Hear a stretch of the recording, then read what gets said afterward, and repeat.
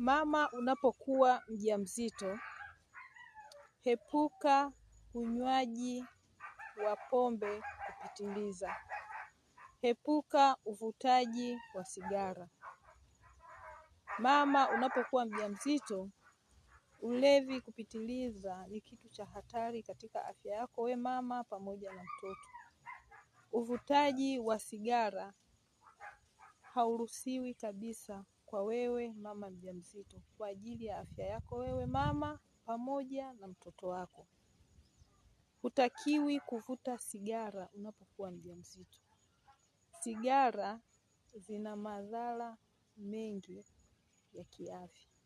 Pindi unapokuwa mjamzito, epuka au jitahidi sana uache kabisa kuvuta sigara na kupunguza ulevi endapo mama wewe unatumia pombe.